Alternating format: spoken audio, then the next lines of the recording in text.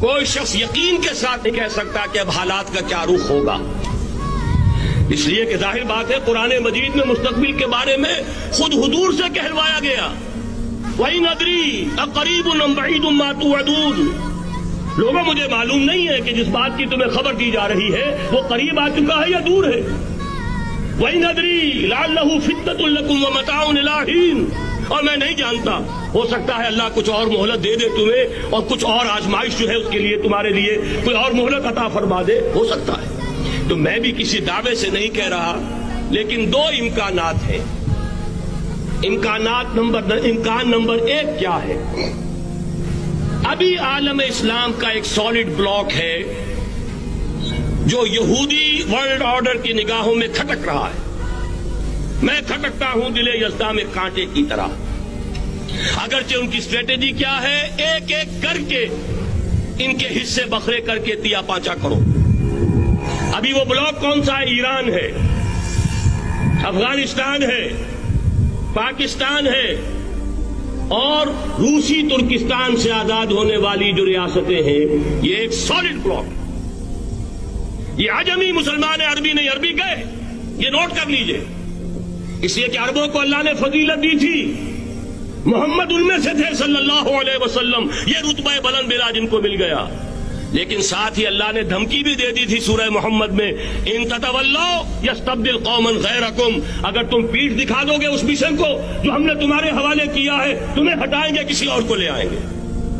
اور یہ بات ہو چکی ہے 13ویں صدی عیسوی میں، 1258 میں جب سقوط بغداد ہوا ہے، عربوں کے ہاتھ سے عالم اسلام کی قیادت چھین لی گئی، معذور کر دیا۔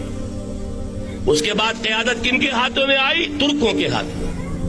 ترکان تیموری ہندوستان میں، ترکان صفوی ایران میں، ترکان سلجوقی مڈل ایسٹ میں، اور ترکان عثمانی کا تو کہنا ہی کیا ہے، وہ ایشیا مائنر سے چل کر آپ کو معلوم ہے کہ مشرقی یورپ کا کتنا بڑا علاقہ، دی گریٹ آٹومان امپائر اس صدی کے آغاز تک قائم تھی۔ اس صدی میں عجیب عجیب معجزے ہوئے ہیں۔ گریٹ آٹومان امپائر جو 3 بر اعظموں پر محیط، نام و نشان ختم۔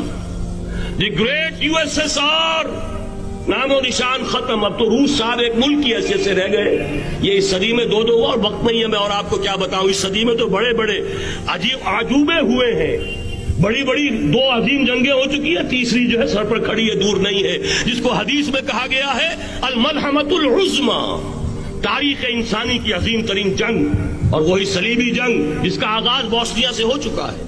بہرحال اس وقت جو میں کہہ رہا تھا، ورنہ میرے پاس تو یعنی یہ کہ درد دل کہنے کے لیے وقت نہیں ہے، مجھے اپنی بات کو محدود کرنا پڑ رہا ہے، لیکن میں اب آ رہا ہوں اصل موضوع کی طرف، کہ ایک امکان تو یہ ہے کہ اس بلاک میں اسلام کا احیاء ہو، اور اس کے لیے کچھ نویدیں بھی موجود ہیں احادیث نبویہ میں۔ وہ تو آپ نے سنا ہوگا اقبال کا شعر، میرے عرب کو آئی ٹھنڈی ہوا جہاں سے، میرا وطن وہی ہے، میرا وطن وہی ہے۔ حدیث میں آتا ہے یخرج ناس من المشرق یؤتون للمہدی، یعنی سلطان ہی، مشرق سے فوجیں نکلیں گی یہ جو کہ مہدی کی حکومت قائم کریں گی، اور یہ ہوں گے حضرت فاطمہ کی نسل ہی سے رضی اللہ تعالی عنہا، لیکن عالم عرب کے اندر پھر ایک طاقت بن کر ابھریں گے، باطل کی قوتوں کے خلاف جہاد کریں گے، لیکن ان کو مدد آئے گی 2 طرف سے، ایک زمینی مدد آئے گی مشرق سے، ایک آسمانی مدد آئے گی، عیسیٰ ابن مریم کا نزول، حضرت مسیح علیہ الصلوۃ والسلام جو زندہ آسمان پر اٹھائے گئے تھے نازل ہوں گے، اور در حقیقت ان 2 مددوں کے نتیجے میں پھر یہود کا قلع قمع ہوگا، اور یہی گریٹر اسرائیل ان کا گریٹر گریو یارڈ بن کر رہے گا، عظیم تر قبرستان بن کر رہے گا۔ اس کی بڑی واضح حدیثیں موجود ہیں، اس کی بڑی تفصیلی خبریں موجود ہیں، یہ احادیث کی کتب کے اندر، بدقسمتی سے ہماری اس کی طرف توجہ نہیں۔